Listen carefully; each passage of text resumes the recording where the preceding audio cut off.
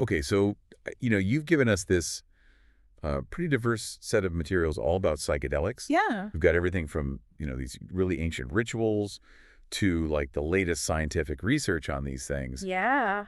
It seems like you're ready to take a really deep dive into this topic. I think so. Yeah. It seems like we're going for a pretty comprehensive understanding. Exactly. And you've even included an interview with Paul Austin, Oh, yeah. who really kind of bridges that gap between the historical use of psychedelics and the modern use. Yeah, his insights are a great, like, jumping off point for this whole deep dive. Yeah, for sure. And honestly, when I was, like, skimming through these sources, I was really struck by some of the, like, connections to, like, historical figures and psychedelics. Uh-huh. Like, did you know there's a theory that some of the most, like, famous philosophers in history might have been influenced by psychedelic experiences? I have heard that theory, and it's definitely gaining some traction these days. Really? Yeah, I mean, like, for example, those Eleusinian mysteries, those secret rituals in ancient Greece. Right. We don't know exactly everything that went on there. Oh, right. Yeah, it was, like, super secret. It was punishable by death to reveal the secrets. Oh, wow. But we know that participants drank this special brew called kykeon. Oh, what's that? And, well, let's just say that the effects sound very, very familiar.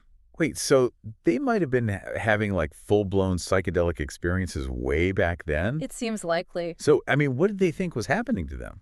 Well, that's where it gets really interesting. Okay. Scholars now think that kykeon most likely contained ergot, Ergot. which is a fungus that's related to LSD. Oh, wow. And, the secrecy surrounding those mysteries persisted for centuries. Wow. So if the brew was that potent, they must have had some kind of system for managing the experience and how to integrate it into their worldview. It makes you wonder, like, if those experiences ended up influencing their understanding of the world. Yeah. I mean, we're talking about ancient Greece, like Yeah. the birthplace of philosophy. What if some of those, like, really, really foundational ideas Right. were actually shaped by, like, altered states of consciousness? It's a compelling thought. Right. And there's speculation that, like, big names like Plato and Aristotle might have actually participated in these mysteries. Yeah. And when you look at some of Plato's ideas, Yeah. like the allegory of the cave, Right.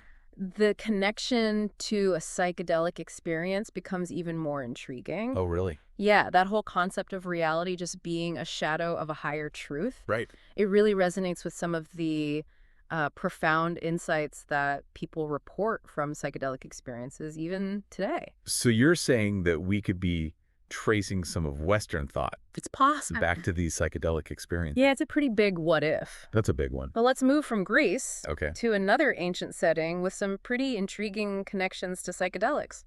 Where are we going? I'm talking about the Bible. Oh, wow. Okay. The Bible. Yeah, you're thinking about the burning bush, right? There's a theory that Moses' encounter with the burning bush wasn't just a vision, but like a full-blown psychedelic experience, Really? possibly brought on by acacia, Acacia. which is a plant containing DMT. Acacia. I thought that was just a pretty tree. Yeah. So are you saying that the story of Moses, like, receiving the Ten Commandments could have been influenced by DMT?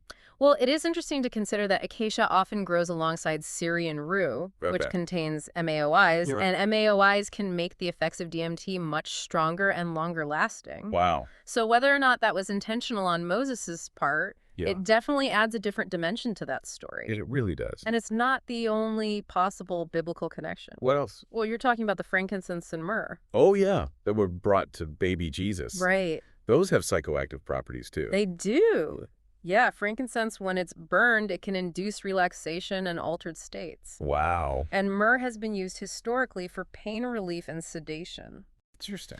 Now, I'm not saying we should, like, rewrite the Bible based on this, Right. but it does make you wonder about the role that these substances played in shaping these ancient religious practices. It definitely adds another layer of intrigue to those stories. Yeah. But let's fast forward a bit from ancient times to the modern psychedelic renaissance. Okay. It's pretty incredible to see how these substances are being explored for mental health and, like, personal growth now. It really is. And Paul Austin points out that there's actually a wide range of psychedelics out there, each with their own unique character. Okay. For example, we have the tryptamines, Tryptamines. like DMT and psilocybin. Yeah. Those are known for their, like, intense mystical experiences and visual distortions. And psilocybin is what's found in magic mushrooms, right? Exactly. And you also mentioned that DMP is actually like naturally present in the human body. That's right. It's found in trace amounts in our brains. Oh. But the purpose of it is still a mystery. Wow. Some speculate that it might play a role in things like dreaming or near-death experiences. That's so interesting. It really underscores how much we still don't know about these substances and their connection to consciousness. It makes you wonder what else is going on in our brains that we just don't even realize. Right. Okay, so what other types of psychedelics are there? Well, we also have the lysergamides. Lysergamide. The most well-known being LSD. LSD. That one's famous for its impact on perception, thoughts, and emotions. Okay. It can lead to like a really wide range of experiences, Uh-huh. everything from euphoria and like heightened senses to like insights and even ego dissolution. Wow. Yeah. And LSD is also the one with the connection to Silicon Valley, right? Yeah. Didn't Steve Jobs credit LSD with sparking some of his creativity? He did. Really? Yeah, but Paul Austin actually argues that it wasn't just about like creativity in a general sense. Okay. He says that LSD specifically helped to break down hierarchical thinking, Interesting. which really resonated with that whole ethos of disruption that defined Silicon Valley. Mhm. So it's fascinating to think about how like a single experience could have such a massive ripple effect. So LSD might have like indirectly shaped the technology that we use today. It's possible. That's wild. Yeah. Okay, last category. Phenethylamines. Phenethylamines, where do those fit in? That category includes things like mescaline, that Okay. you find in peyote and San Pedro cacti, Yes. and MDMA, which is also known as ecstasy. Okay. These tend to evoke more feelings of empathy and connection, Okay. with less emphasis on those like really intense visuals that you get with the tryptamines or lysergamides. So if someone's looking for a more like heart-centered experience, Yeah. phenethylamines might be more appealing. It's possible, although it's important to remember that everyone reacts differently to psychedelics, Right. depending on factors like Right. their mindset, the environment, and even their personal biochemistry. Okay, that makes sense. It's not like a one-size-fits-all experience. Right. And I know there are a couple of other substances that are often mentioned in this context. Yeah. Even if their effects are a bit different, ketamine and GHB. Right, ketamine is actually a dissociative anesthetic, Okay. and it's been FDA approved for treating severe depression. Oh, wow.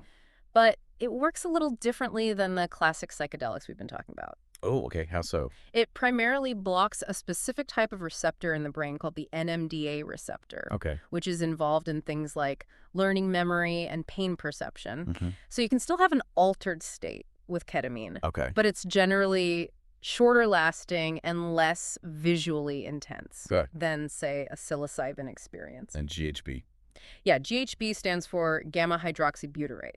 Oh. It's a depressant. Right. It can cause euphoria, relaxation, and even increase libido, Interesting. but it also has a very narrow margin of safety Mm. and a high potential for addiction.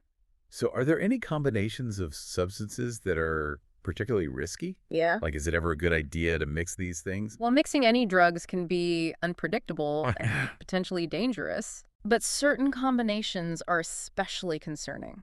Okay. Like what? Well, for example, combining ayahuasca, which contains MAOIs, Right. with things like MDMA, SSRIs, or stimulants Okay. can lead to something called serotonin syndrome, Serotonin syndrome. which can be life-threatening. Okay. That's a serious warning. Yeah. So if someone is considering like exploring psychedelics, what's the most responsible way to approach it? That's a great question. Because it sounds like there's a lot to consider. Yeah, there is. And that's something we'll definitely delve into more deeply in the next part of our deep dive. Okay, sounds good. Okay, so we've talked about all these different types of psychedelics out there Yeah. and, their effects and even some like potential risks of using them. Right.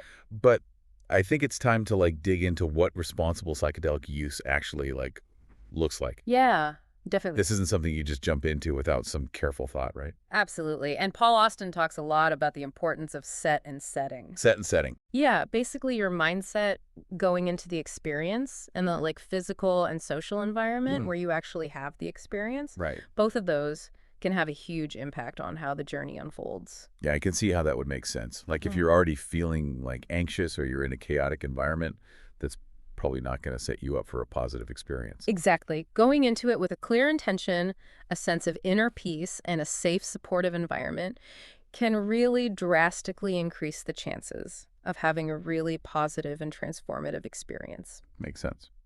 But if you're dealing with unresolved emotional stuff where you're in a setting that doesn't feel secure, that can actually amplify any anxieties and potentially lead to a difficult or even traumatic experience. So what are some practical things that people can do to create a positive set and setting? Like, Yeah. I mean, where do you even begin? Preparation is key. Okay. And that means taking some time for like introspection, really reflecting on what you hope to gain from this experience. Wow. Ask yourself, what are the aspects of yourself that you're hoping to explore or heal? Uh-huh. Having these clear intentions can really help to align your mindset with your desired outcome. Okay, so it's almost like setting an intention for your subconscious. Exactly. Okay, I like that analogy. Yeah.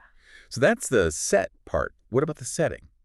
Well, the setting should be a place where you feel comfortable and safe. Right. Nature can be a really powerful and supportive setting for this kind of exploration. Yeah. But even just being in a familiar and peaceful environment can make a big difference. Okay. And having a trusted friend or a guide present can offer invaluable support, Uh-huh. especially if you're new to psychedelics or you're working with a higher dose. Speaking of guides, I know that's especially important with ayahuasca, right? Yeah. Because it's traditionally used in that ceremonial context. Absolutely. Ayahuasca is typically used in a ceremonial setting, Right. guided by experienced shamans Okay. who have this really deep knowledge of the plant medicine. So it sounds like seeking out a reputable shaman is vital for ensuring a safe and meaningful experience. Absolutely. They can help to create a sacred space, Ah. provide guidance during the ceremony, Yeah. and even help with integration afterward. Okay, so set and setting are clearly important, but what about dosage? Dosage. Is there like a right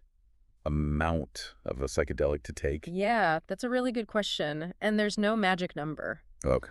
The right dosage can vary depending on the individual, the substance, their intention, and their level of experience. Okay. It really is a case-by-case situation. That makes sense. But Paul Austin has a great saying, start low, go slow. Start low, go slow. You can always take more later on if needed, but you can't undo a dose that's too high. Right. It's like once the toothpaste is out of the tube, Exactly. there's no going back. Right, starting with a microdose, A microdose. which is a sub-perceptual amount, Okay. can be a great way to just kind of test your sensitivity and ease into the experience. Then, if you feel comfortable, you can gradually increase the dosage over time. Makes sense. That allows for a more controlled and integrated journey.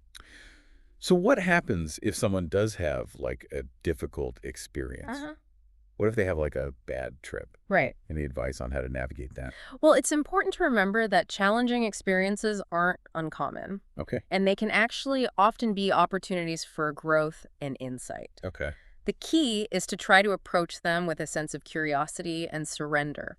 Okay. Resisting the experience usually just makes it more difficult. So it's kind of like quicksand. Yeah, The more you struggle, the worse it gets. that's a great analogy. Yeah. Just reminding yourself that it's temporary, it can be really grounding. Oh, Focusing on your breath, something we talked about earlier, right? can help to regulate your nervous system and bring a sense of calm. Uh-huh. And if you have a guide present, leaning into their support and their wisdom can make a world of difference. So it's not about avoiding these difficult experiences altogether, Right. but learning how to work with them. Exactly. These experiences, even though they can be uncomfortable, Right. can often lead to profound breakthroughs and emotional healing. Okay. The key is to approach them with openness and a willingness to learn from them.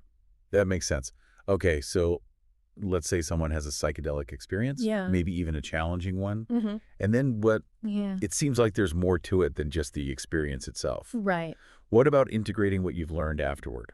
You're right. Integration is actually one of the most important aspects of working with psychedelics. Okay. It's about making sense of the experience, Mhm. figuring out how to apply those insights to your daily life, Right. and actually embodying the lessons that you've learned. Okay. This could involve things like journaling, meditation art therapy, talking to a therapist or a coach. Yeah. Anything that really supports your personal growth. So it sounds like it's about bridging that gap Yeah. between that psychedelic state Right. and your everyday life. You go out integration.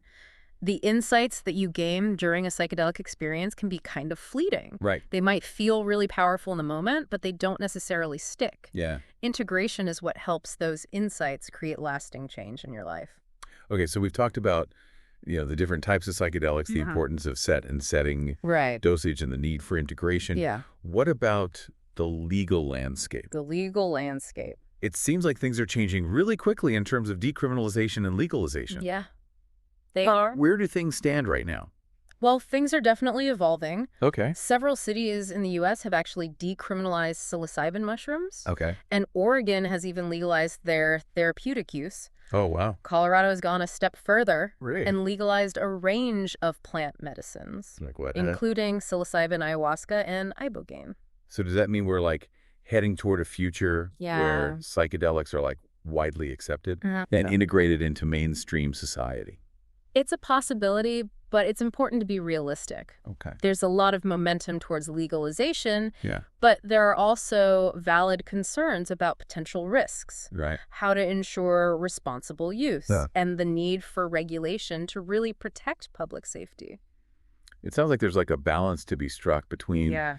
advocating for access to these potentially really powerful tools Yeah. and making sure that they're used ethically and responsibly. That's exactly right. We need to be really thoughtful about how we proceed, Okay. prioritize education and harm reduction, Mm-hmm. and develop ethical guidelines for using psychedelics. Right. It's not just about making them legal. Yep. It's about cultivating a culture of responsible exploration and integration. And what about the research side of things? Research. What's some of the like most promising areas of investigation? Yeah, well, the research into the therapeutic potential of psychedelics is really exploding right now. There's some really interesting studies exploring how they could be used to treat a wide range of conditions, including depression, anxiety, PTSD, addiction, and even end-of-life distress.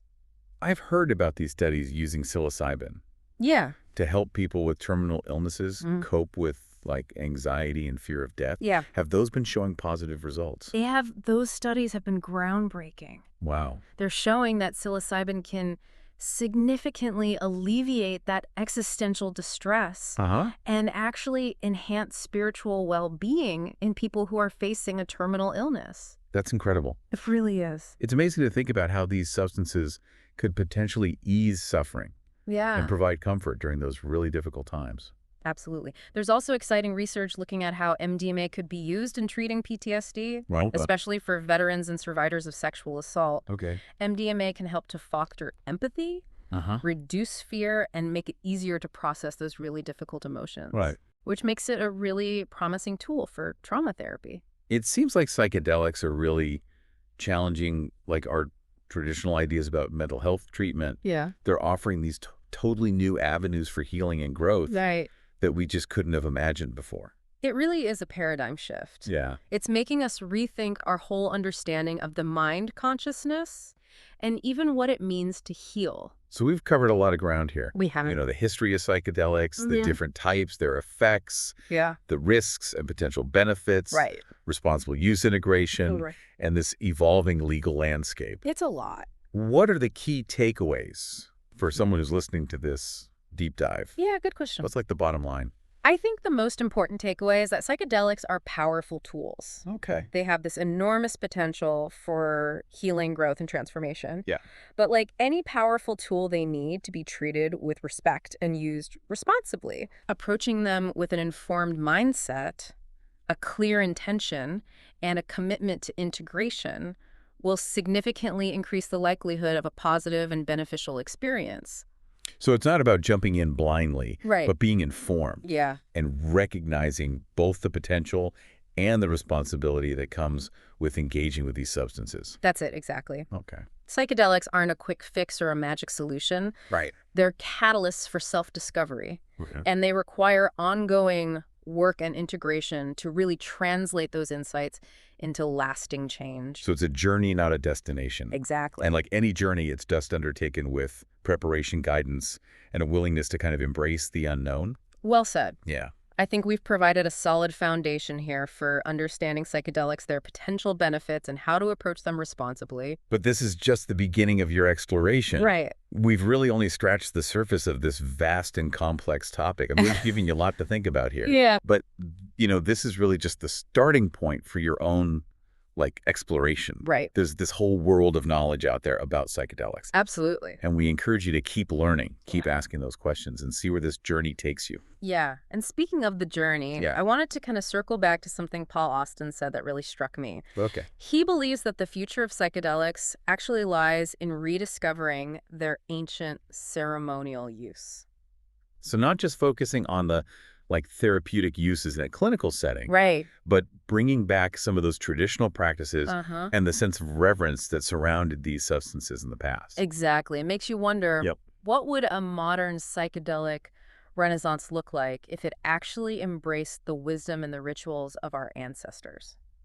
Yeah, imagine like ceremonies that incorporate music, dance, art, and It's nature. a beautiful thought. Yeah, it could create like a really powerful container for our Right. healing and connection. So- Yeah, there might be a lot we can learn from those ancient traditions that Right. could inform how we approach psychedelics today. Absolutely. It's almost like we've come full circle, Yeah. rediscovering this ancient wisdom that was there all along. Wow. It challenges us to rethink our whole relationship with these substances, Okay. moving beyond just like purely clinical or recreational perspectives Uh-huh. and embracing this more holistic and reverent approach. It's a powerful vision, It is. and it definitely requires both caution and courage Yeah, as we navigate this uncharted territory. right. What are your final thoughts on like blending these traditional practices Hmm. with the more modern approaches? Yeah. How might that shape the future of psychedelic use in society? That's a great question, and it's one for you to ponder, really Wonderful. drawing on everything we've discussed in this deep dive. Yeah. We've tried to provide a framework for understanding, exploring, and integrating the wisdom of psychedelics, but ultimately it's up to each individual Yeah. to determine how these powerful tools can best serve their own personal growth Right. and contribute to the well-being of our collective future. Well, this has been an incredible deep dive. It has. Thank you so much for sharing your expertise and insights with us. It's been my pleasure. And to everyone listening out there, we encourage you to, you know, continue exploring, Yeah. learning, and engaging in thoughtful conversations about the role that psychedelics might play in our world. Remember, knowledge is most valuable when it's understood and applied. So go out there, explore responsibly, Yeah. and may your journey be filled with insight, healing, and wonder.